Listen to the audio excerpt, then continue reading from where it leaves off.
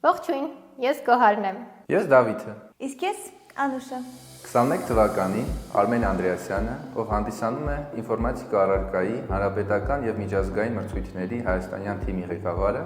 ինձ նամակ գրեց, տեղեկացնելով Բեբրաս մրցույթի մասին եւ առաջարկեց ինձ ստանձնել Բեբրաս մրցույթը Հայաստանում անցկացնելու առաքելությունը։ Ես համաձայնեցի։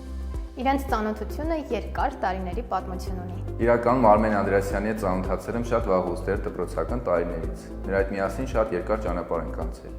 Ինքը ղեկավարում էր ինֆորմատիկայի հանրապետական օլիմպիադայի թիմը։ Միասին մասնակցել ենք եւ դպրոցական եւ ուսանողական մրցույթներին։ Իսկ քանի օլիմպիադայի ես մասնակցել։ Շատ։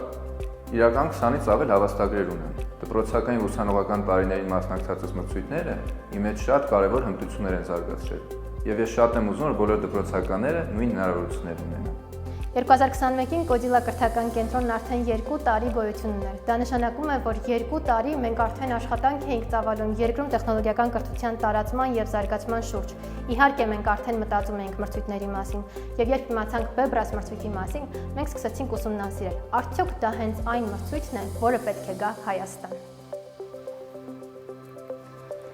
Մրցույթի նպատակն է անցկացվող երկրի ողջ տարածքում դպրոցականների մոտ բարձրացնել ինֆորմատիկայի կարևորությունը եւ արդյունավետությունը։ Մրցույթը առաջինից 12-րդ դասաների համար է, այսինքն ներառում է բոլոր տարիքային խմբերը։ Մրցույթի տևողությունը 40-ից 45 րոպե է։ Մրցույթը անցկացնում է դպրոցի ինֆորմատիկայի ուսուցիչը իր դասաժամերից մեկի փոխարեն։ Դա նշանակում է, որ մրցույթից անմիջապես հետո երեխաները կարող են վերլուծել իրենց լուծած խնդիրները իրենց իսկ ուսուցչի հետ։ Մրցույթն առցանց ձևաչափ ունի, ինտերակտիվ է, ունի զվարճալի բովանդակություն, յուրաքանչյուր խնդիր ունի իր լուծման վերլուծությունն ու մեթոդական մասն ուսուցիչների համար։ Արդեն կան ստեղծված հարթակներ, որոնցից կարող ենք անվճար օգտվել։ Արդեն պարզ է, չէ՞, մրցույթը պետք է գար Հայաստան։ Մենք լրացրել ենք անդամակցության 3 դիմում, մասնակցել ենք համաժողովների Եգիպտոսում եւ Սերբիայում, եղել ենք շատ ակտիվ, մասնակցել ենք խնդիրների վերլուծություններին, ունեցել ենք ելույթ ու չենք հանձնվել։ Երբ անդամակցության առաջին 2 դիմումները մերժվեցին, մեր ընկերները մեզ հարցնում էին,